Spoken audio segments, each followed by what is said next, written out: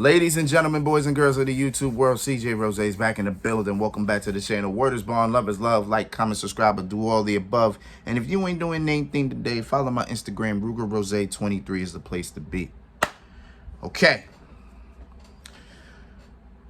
So this video I should have made before 2023 started. Once 2023 started, yesterday. This video was due for like 3 to 4 days now. But we here. We here now. And we gonna get to it. So we are here to grade every WWE pay-per-view from 2022. I've done this 2 years straight now. We're gonna do it a third. Now, I will say that the pay-per-views this year won't have as many, or if not any, super bad grades like the last 2 years. So that's a plus. So let's hop onto this thing. All right. So we are going to kick it off with not the Royal Rumble.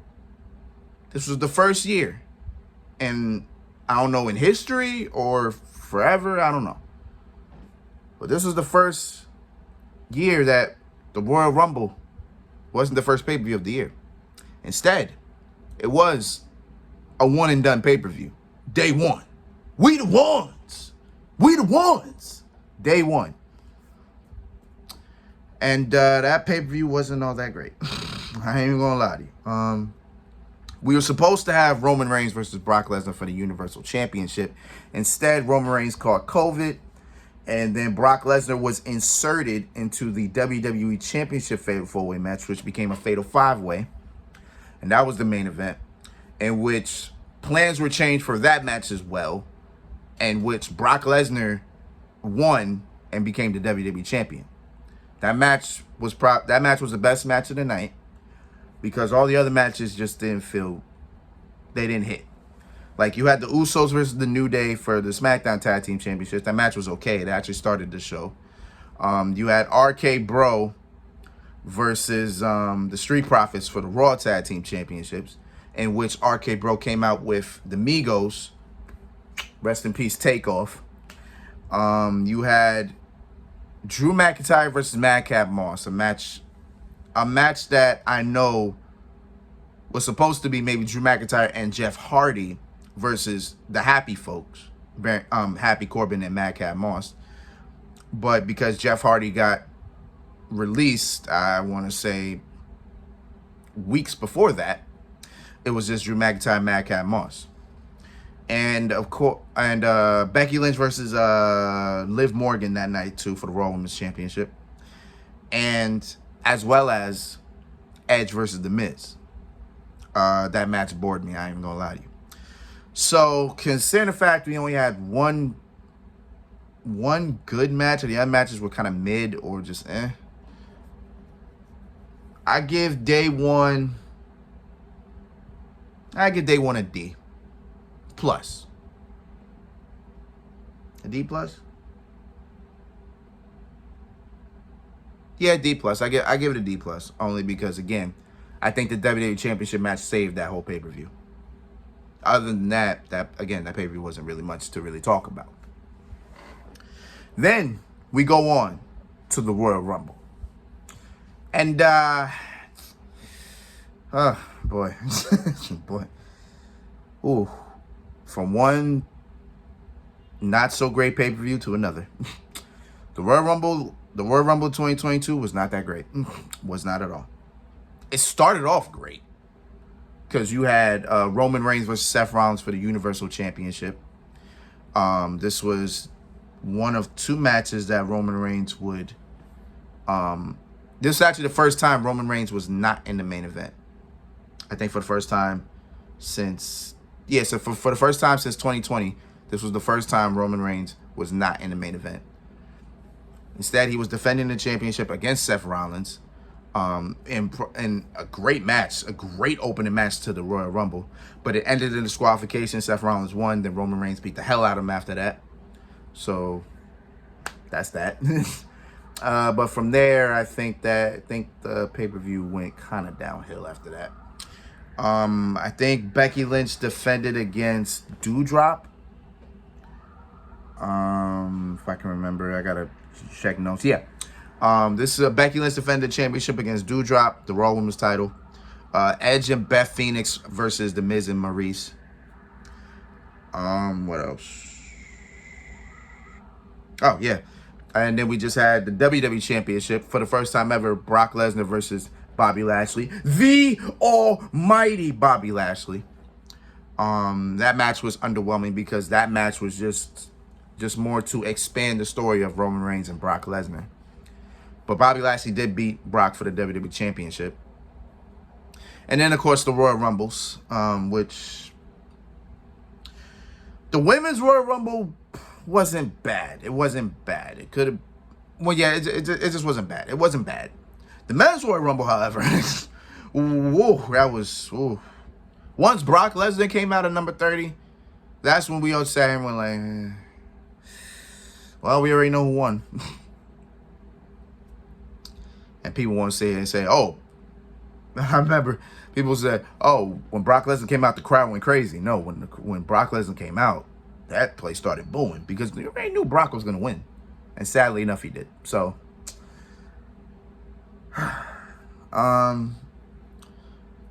give the Royal Rumble, I give the Royal Rumble a C-. It could have been better, but it wasn't super terrible. So I give it a C-. I think it was better than day one. But at the same time, that Royal Rumble still wasn't that great. So I'll probably give it a D+. I gave day one a D+. So yeah, I would have to give the Royal Rumble a C- if I said it was better. So I give Royal Rumble a C-. Moving on to the Elimination Chamber. For the first time ever in Saudi Arabia. The Elimination Chamber was in Saudi Arabia.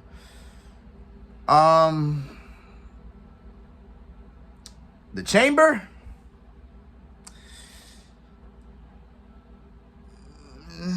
I gotta remember the matches. Yeah, the Elimination Chamber wasn't that great either. Yeah, I remember saying this. I was like, the first 3 pay-per-views of this year was trash, and they were. The Elimination Chamber was not that great either.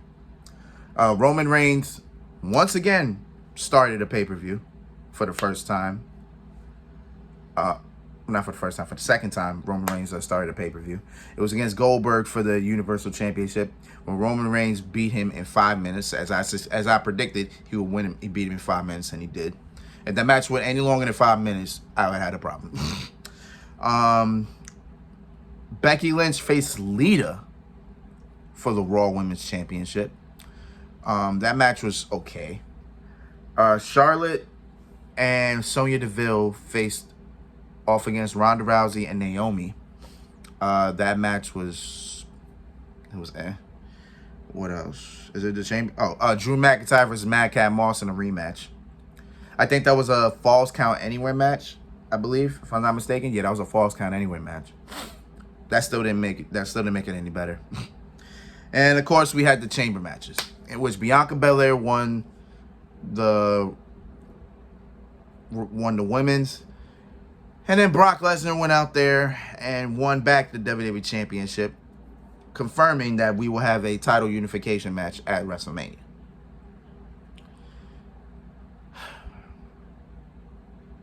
Brock ended the first 3 pay-per-views of the year. Let's put that in perspective.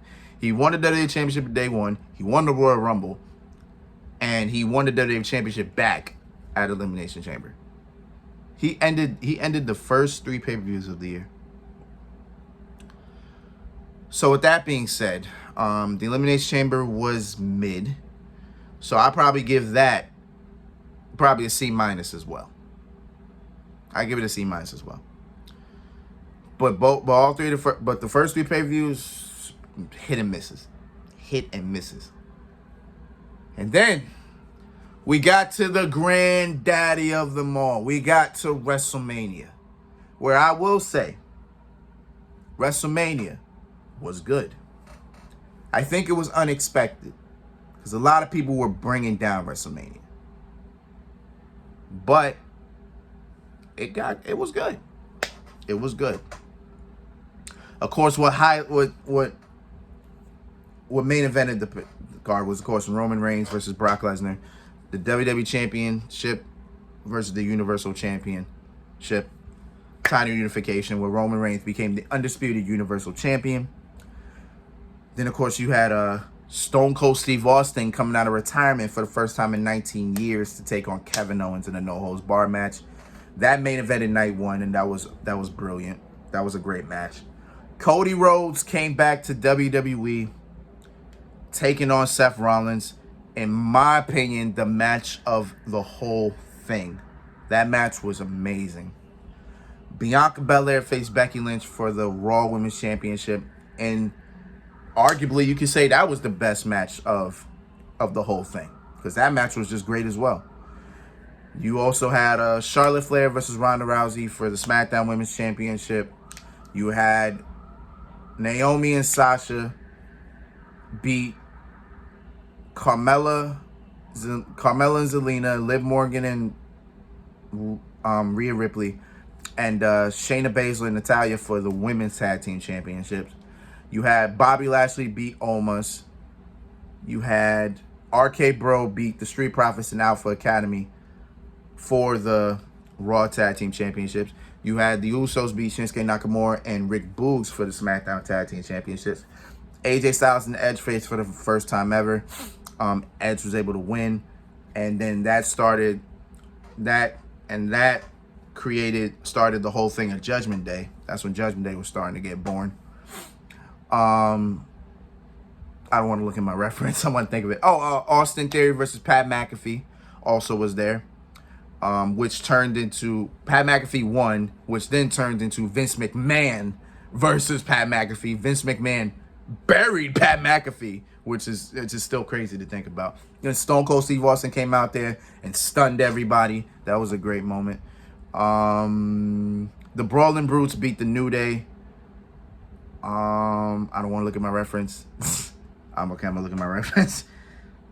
Drew McIntyre faced off against Happy Corbin. Logan Paul and The Miz beat the Mysterios. I didn't think the Mysterios would lose that match, but they did. Is that the only thing I'm forgetting? Sami Zayn, Johnny Knoxville. I forgot about that. Oh, shit.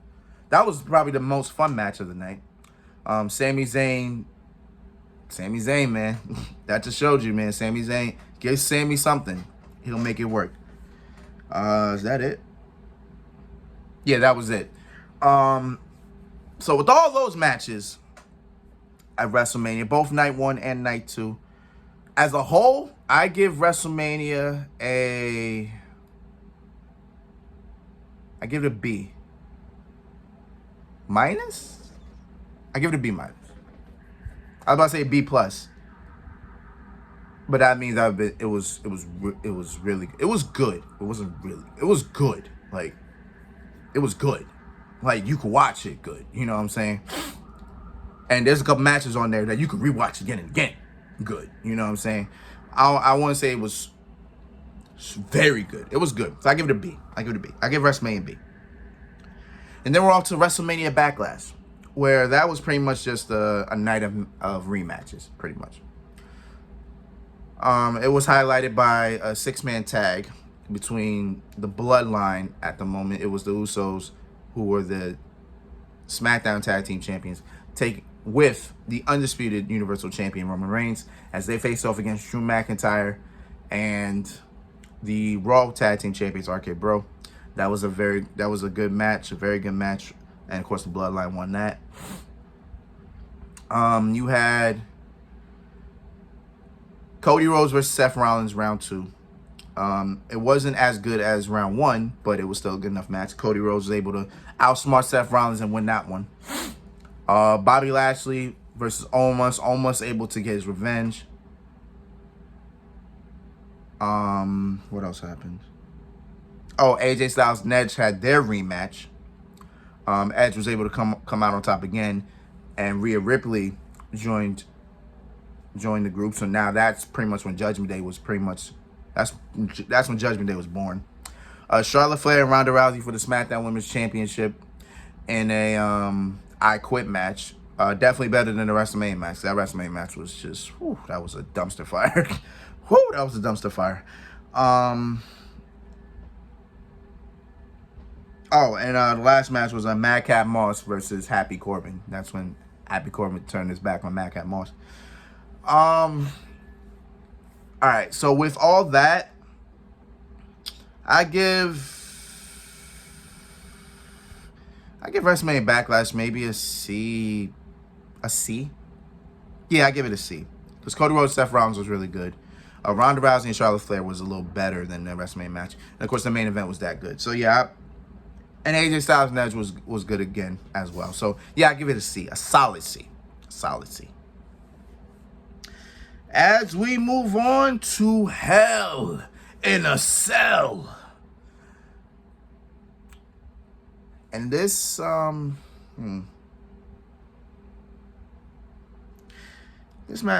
was an interesting one. Because you start the night off with the Raw Women's Championship.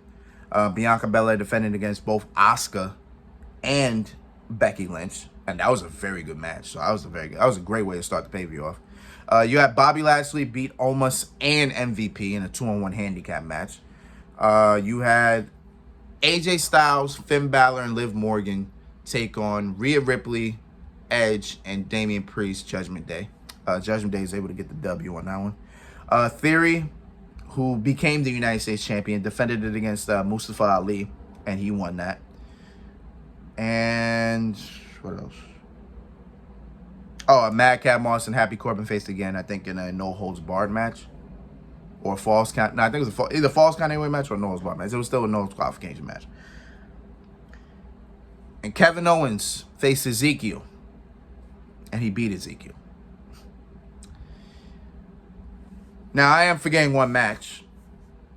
But I think that match saved this pay-per-view. Again. No, I can't even say that. Because the Raw Women's Championship match was good. I can't even say that saved the pay-per-view. But it will give this pay-per-view a higher grade than what it was supposed to. Because Cody Rhodes and Seth Rollins went out there for round 3, Hell in a Cell. Cody Rhodes tore his pec, but still went out there and gave an amazing performance. Match of the year. Match of the year. It was 5 stars. Seth Rollins, Cody, Jesus. I need to watch that match again, bro. Okay, I need to really watch that match again.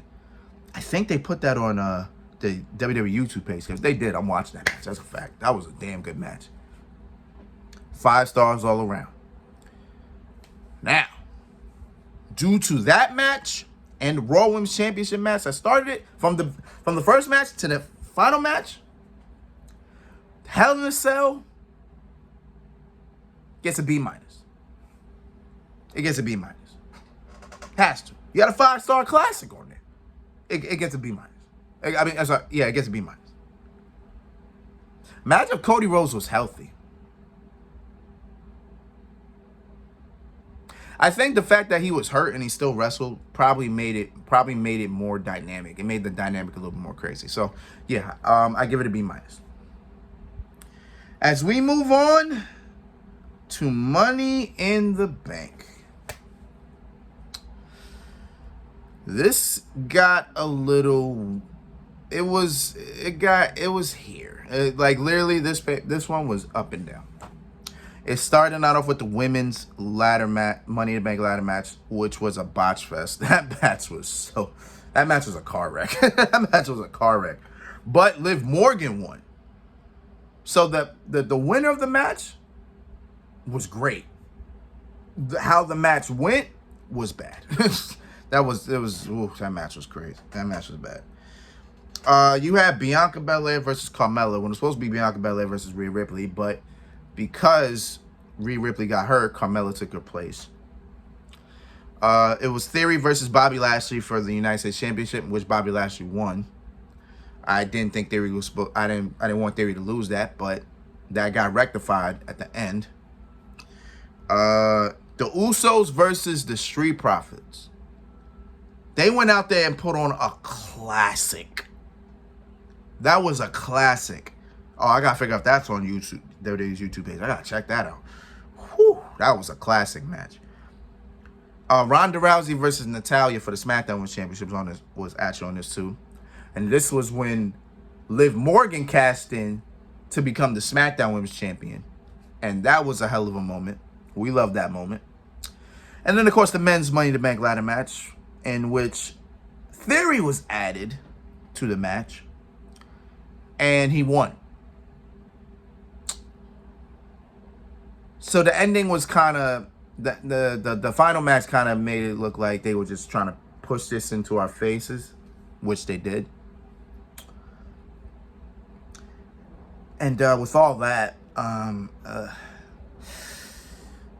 I give Money in the Bank. I give Money in the Bank a C minus. Yeah, I give it a C minus. Nah, I give it a C. I give it a C. Again, that Usos Street Profits match was a classic. The Liv Morgan winning the SmackDown Women's Championship, that was a good moment. Those are like the only two best things. But other than that, the rest of the pay-per-view.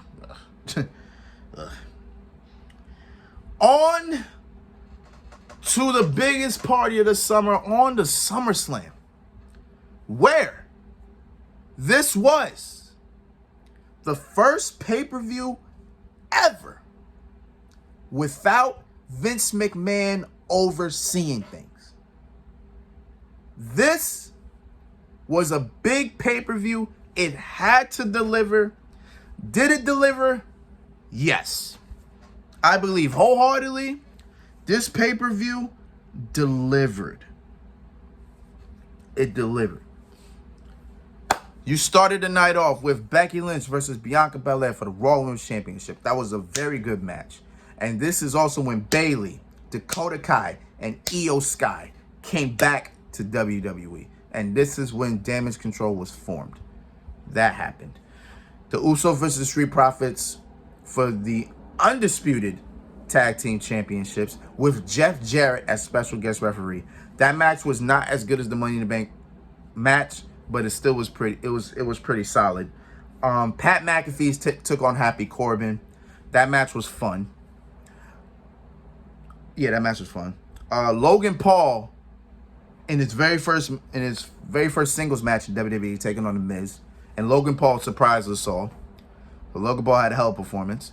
You had Ronda Rousey versus Liv Morgan for the SmackDown Women's Championship. I think that was the only match that probably fell to the wayside, because that match was like, and the decision in itself was just, So that match was probably the only letdown. The Mysterios versus Judgment Day, in which Edge came back, but the Mysterios were able to get the... No, Judgment Day. No, did Judgment Day win? No, the Mysterios won, because that was a no disqualification match. Yeah, that was a no DQ. That was a no DQ match. I remember that. Yeah, and that's when Edge came back, cost Judgment Day to win. Yeah, there we go. Theory took on Bobby Lashley in a rematch for the United States Championship. Bobby Lashley won. And of course, the night ended with Roman Reigns, Brock Lesnar for the final time in a last man standing match, and that was their best match of their feud. The best match bar none. Best match bar none. Wholeheartedly. That was one of the matches of the year. Wholeheartedly. So with that being said, Triple H's, well, I would not count that as Triple H's first pay-per-view overseeing things, because all the matches were kind of already set in stone before Triple H took over. They were already set in stone. I think the only thing that changed probably were the decisions of the matches and how the matches were going to play out. So that was half of Triple H. But Triple H's influence was pretty much in that whole thing. So I would say that with all that, I give SummerSlam a B. I give it a B.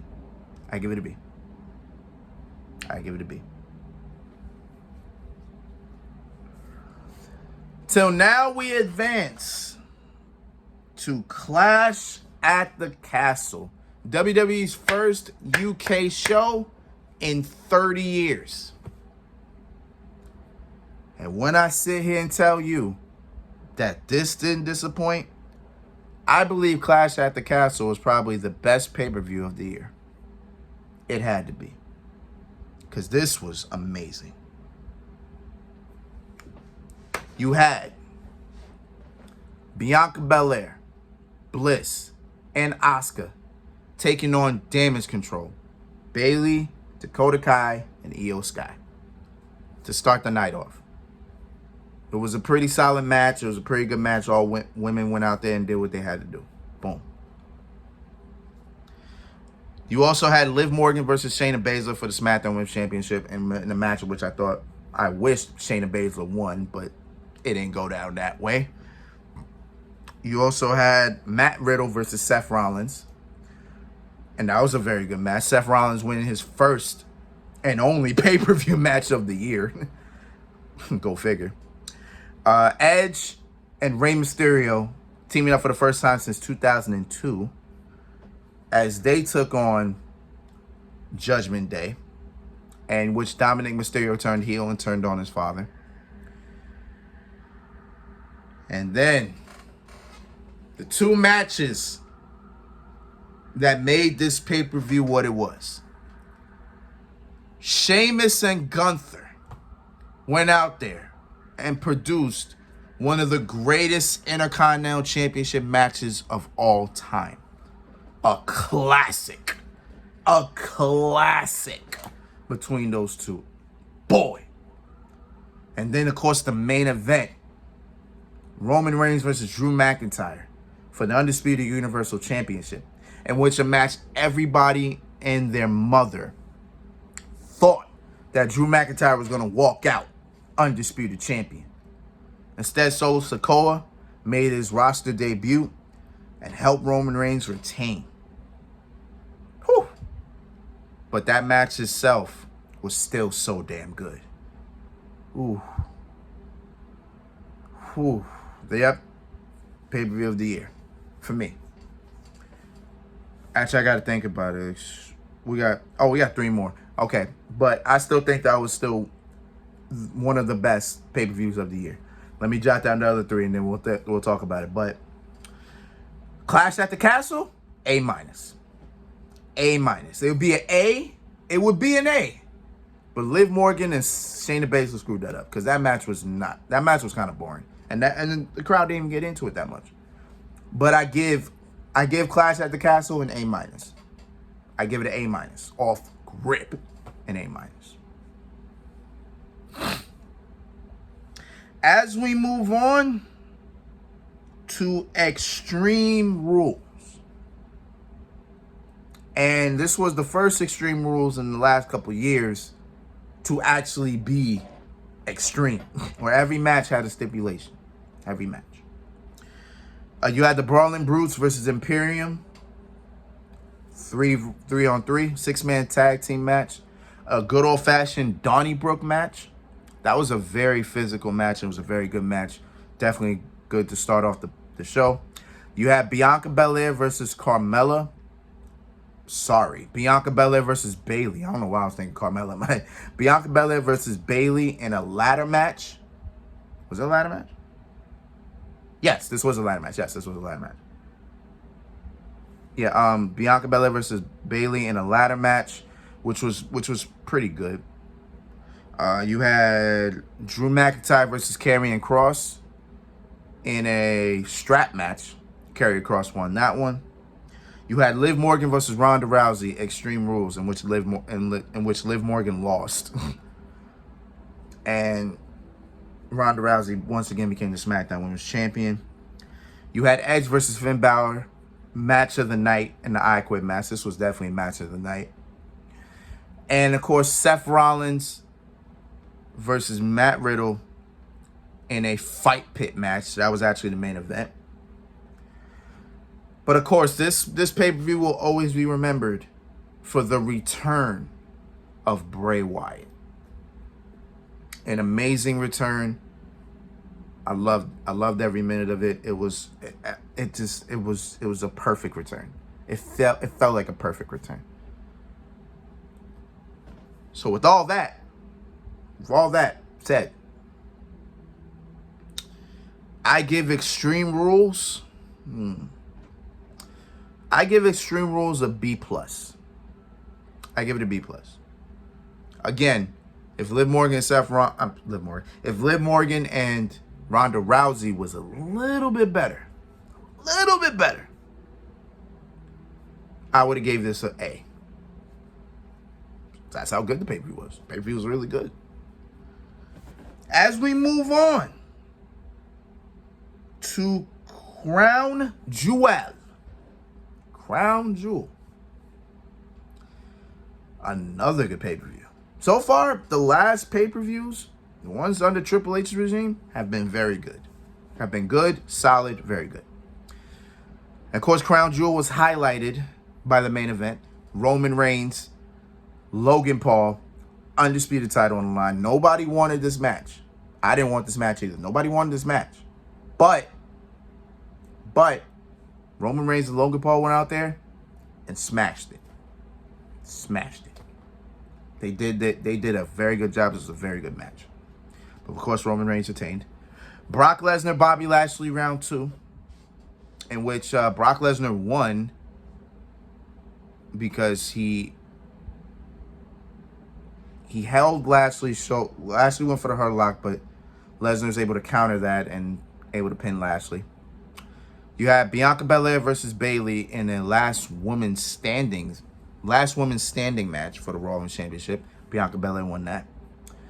You had Judgment Day versus the OC. You had Bliss and Asuka, who were the Women's Tag Team Champions at the time, taking on Damage Control, who won the titles back. You had Braun Strowman versus Omos, and Braun Strowman's first pay-per-view match back since 2020, since WrestleMania Backlash 2020. You had the Usos versus the Brawling Brutes for the Undisputed Tag Team Championships. And you had Drew McIntyre and Karrion Kross in a steel cage match in which Drew McIntyre won. Okay. Crown Jewel.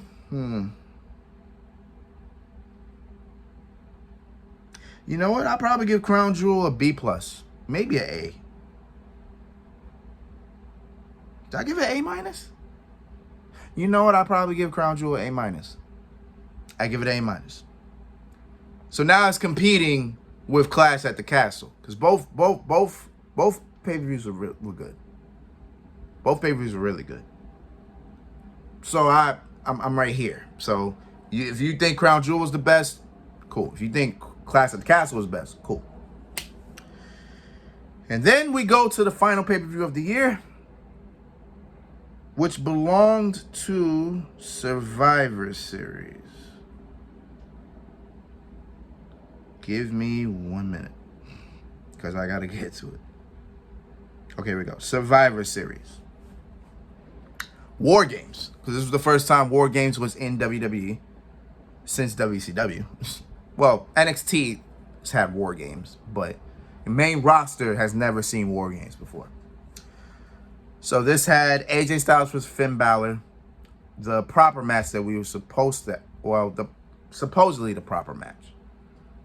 Still a pretty good match. AJ Styles getting his first and only win of the year, first and only pay-per-view win of the year. You had Seth Rollins versus Austin Theory versus Bobby Lashley. The almighty Bobby Lashley. I don't know why I didn't do that for everything else. For the United States Championship, in which Austin Theory won back his title. And then you had Ronda Rousey versus Shotzi for the SmackDown Women's Championship in a match that was just not good at all. Ooh, that was a botch fest. That was a botch fest itself, too. And then, of course, you had War Games, both matches, men and women, in which Team Bianca, which was Bianca Belair, Bliss, Asuka, Mia Yim, and Becky Lynch, versus Damage Control, Bayley, Io Sky and Dakota Kai, Rhea Ripley, and Nikki Cross, in which Team Bianca got the win in a very good match.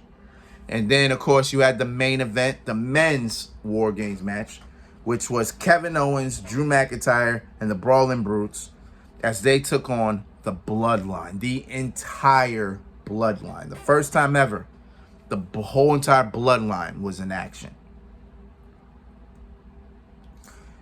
And the Bloodline won in a very, very good ending to that match. And Survivor Series, I give Survivor Series well, with Shotzi and Ronda Rousey screwed it up. But I would give Survivor Series, I give it an A-. I give it an A-. Can we give it an A- or can we give it a B+? You know what? I'll probably give it a B+. No. It deserves an A-. It definitely deserves an A-. The way we ended it, definitely deserves an A-. The way we ended Survivor Series, we definitely give that an A-. So it would either be Clash at the Castle, Crown Jewel, or Survivor Series. Which one of those 3 pay-per-views was the best of the year? I still give it to Clash at the Castle. I still give it to Clash at the Castle. That's just how I'm seeing it. And that was every WWE pay-per-view of 2022 graded. Again, not a lot of super bad grades, so that's good. So that means we're on a very good pace of good things to happen this year. The Royal Rumble's in a couple weeks.